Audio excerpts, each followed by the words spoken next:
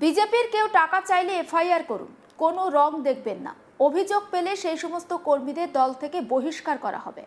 আর যদি কোনো পুলিশ কর্মী এই ব্যবস্থা না নেন, তাহলে সেই সংশ্লিষ্ট পুলিশ কর্মীর বিরুদ্ধে প্রশাসনিক ব্যবস্থা নেওয়া হবে।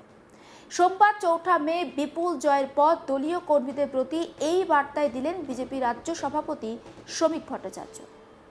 এদিকে রাজ্য বিজেপির বিপুল জয়ে সন্তুষ্ট হতেই বা জয় স্পষ্ট হতেই রাজ্যের বিভিন্ন এলাকায় শুরু হয়ে যায় ব্যাপক রাজনৈতিক হিংসার ঘটনা। তৃণমূলের পার্টি অফিস, তৃণমূল কর্মীদের বাড়ি, দোকান ভাঙচুর, আগুন লাগিয়ে দেওয়ার খবর আসতে থাকে। এই পরিস্থিতিতে প্রশ্ন উঠতে থাকে, তাহলে কি সেই 2011-র পর পালাবদল পরবর্তী রাজনৈতিক হিংসার ঘটনার পুনরাবৃত্তি হবে 2026-এ? যে যায় লঙ্কায় সেই হয় রাবণ, এই প্রশ্নও ওঠে। বিজেপি রাজ্য সভাপতি শ্রমিক ভট্টাচার্য আজ তাক বাংলাকে দেওয়া একেবারে এক্সক্লুসিভ সাক্ষাৎকারে তিনি জানিয়েছেন, বিজেপির কর্মী সমর্থকদের স্পষ্ট বার্তা দিতে চাই, রাজনৈতিক হিংসার ঘটনা থেকে বিরত থাকুন। মানুষ এই ধরনের রাজনৈতিক সংস্কৃতির বদল চান বলেই তো বিজেপিকে বিপুল ভোট দিয়েছেন। এই ধরনের অভিযোগ উঠলে অভিযুক্ত দলীয় কর্মীদের দল থেকে বের করে দেওয়া হবে বলেও জানান তিনি। একই সঙ্গে তিনি দলীয় কর্মীদের বার্তাও দিয়েছেন যে কেউ বিজেপিতে যোগ দিতে চাইলেই, পতাকা ধরতে চাইলেই তাদের যোগ দিতে দেবেন না। এখন অনেকেই বিজেপিতে যোগ দিতে চাইবেন। ঠিক কি বলেছেন শ্রমিক ভট্টাচার্য, আসুন শোনায়। কর্মীদের একটাই বার্তা দিচ্ছি, সংযত থাকুন। দলে যখন তখন যাকে তাকে যোগদান করিয়ে নেবেন। বিজেপির পতাকা ধরতে চাইলেই এখন বিজেপির পতাকা ধরা যাবে না। মানুষ জামা বদলানোর জন্য বা জামা বদলানো লোকেদের দলে নেবার জন্য আমাদের রায় দেয়নি, রাজনৈতিক সংস্কৃতির পরিবর্তনের জন্য রায় দিয়েছে। কারোর বাড়িতে গিয়ে কারোর দোকান ভাঙচুর, কারোর অফিস দখল পার্টির পতাকা নিয়ে, এগুলো চলবে না। তৃণমূলের আভ্যন্তরীণ গোষ্ঠীদ্বন্দ্ব, সেখানে নিজেদের ভাগের জন্য সমস্যা। আর আজকে হঠাৎ রাতারাতি বিজেপি সেজে বিজেপির পতাকা হাতে নিয়ে তৃণমূল পার্টি অফিস দখল। এই পার্টি অফিসের দখলের রাজনীতি বিজেপির রাজনীতি নয়। যারা এই কাজ করবেন তাদের পার্টি থেকে বার করে দেবো। পার্টি, সংবিধান সেই অধিকার আমাকে দিয়েছে, এখানে কোনো কম্প্রোমাইজ করা যাবে না। আর প্রশাসনকে এটাই বার্তা দিতে চাই যে রং দেখবেন না।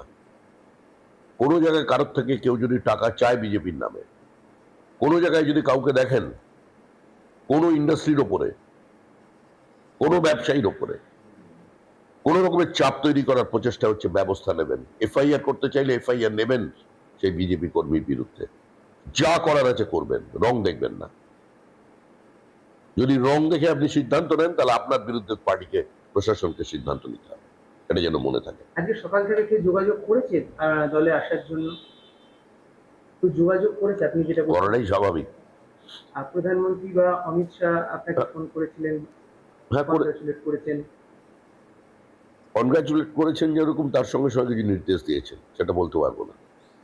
আমাদের দলের সর্বোচ্চ নেতৃবৃন্দই ফোন করেছিলেন, অনেকের ফোন এসেছে। প্রধানমন্ত্রী, স্বরাষ্ট্রমন্ত্রী ফোন করেছেন। সন্তোষজি, আমাদের যিনি সংগঠনের দায়িত্বে আছেন সর্বোচ্চ পদে, তিনি ফোন করেছেন। সেটা যা বলার তিনি বলেছেন।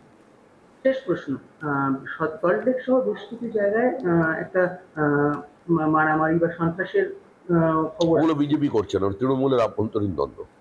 বিজেপি যদি করে আপনাকে, আমাকে জানিয়ে দেবেন, ব্যবস্থা নিয়ে নেব।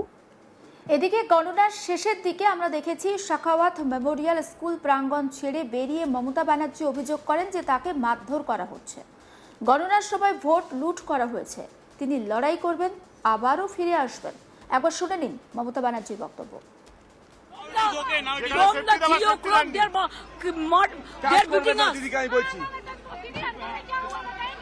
मेरे को पिटाया, मेरे को लात मारा, सीसीटीवी ऑफ कर दिया, हमारा एक एजेंट को घुसने नहीं दिया। हमको भी, हम 5 मिनट के लिए घुसा था, मैंने रिक्वेस्ट किया था कि हमारा एजेंट को घुसने दीजिए। DO assured me they will be allowed. After that he is not available, nobody is available, but I complained everywhere. এদিকে মমতার এই অভিযোগ নিয়ে শুভেন্দু বলেন, হেরে গেলে অনেকেই তো এরকম কথা বলেন, তিনি যখন মমতা ব্যানার্জির থেকে 500-র বেশি ভোটে এগিয়ে যান তখন থেকেই গণনা কেন্দ্র ছেড়ে বেরিয়ে যান মমতা ব্যানার্জি। শুনে নিন শুভেন্দু অধিকারীর বক্তব্য। जो गुंडा है, जो चोर है, उसको आने वाला दिन में भाजपा सरकार कानूनी तरीके से कार्रवाई करेगी। लेकिन उनके ऊपर पूछताछ करने की कोई जरूरत नहीं है। जिस तरीके से टीएमसी किया जिस तरीके से गुंडागर्दी हम लोग हिंदू लोग तो नहीं करते और हम लोग बीजेपी का एजेंडा भी नहीं है। हम लोग एक बोलूंगा, जितना भी भ्रष्टाचारी है, गुंडा है, कानून के अंदर उसके खिलाफ कार्रवाई हो। भवानीपुर से हारने के बाद ममता बनर्जी ने आरोप लगाया। भवानीपुर से ममता बनर्जी हारने के बाद आरोप लगा रही है। ममता आरोप लगा रही है कि लूटा गया। ये बीजेपी कमीशन लूटा गया है, बीजेपी आयोग शब्द का इस्तेमाल कर रहे हैं। उनके लिए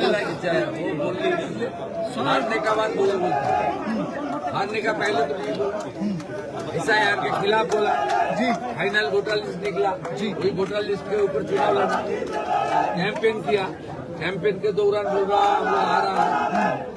एग्जिट पोल आया जी, बोले एग्जिट पोल झूठा है जी।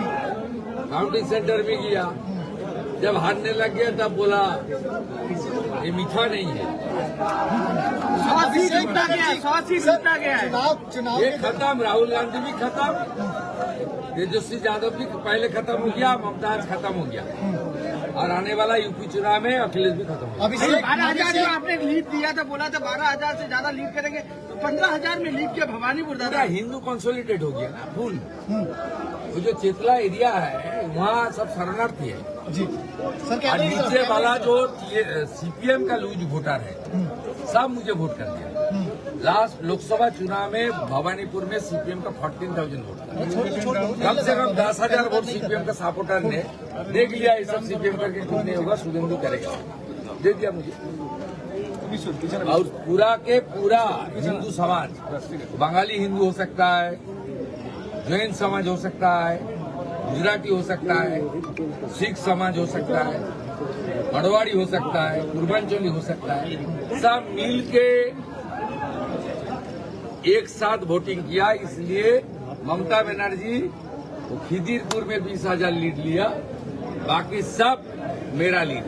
तो मैं पहले से आपको बता रहा था ये 7 राउंड 7 चरण तक पूरा पीछे रहना पड़ेगा। 8-9 से मैं मेकअप करूंगा, 14-15 से मैं आगे जाऊंगा, 20 तक मैं जीत जाऊंगा। तो मैं बताया था आपको पहले जो सीट मिला के दौरान अभिषेक बनर्जी लगभग जो आंकड़ा इतना बड़ा जीत का बाद भी ममता बनर्जी को हराना बहुत जरूरी था। अभी तक रिजाइन नहीं की, जरूरी था। इसलिए जो भवानीपुर का जनता किया, सही काम किया, और ये असेंबली ममता बनर्जी को छोड़ के अच्छा तरीके से चलेगा। वो अंदर घुस जाती तो ये बंगाल के लिए, विकास के लिए ठीक नहीं है। अभी भी रिजाइन नहीं की दादा, अभी तक रेजिग्नेशन नहीं दी, अभी तक रेजिग्नेशन अभी तक नहीं दी। काल का बात खत्म हो जाएगा। সমস্ত আপডেটের জন্য আপনার নজর থাকুক আজ তাক বাংলায়। সাবস্ক্রাইব করতে ভুলবেন না।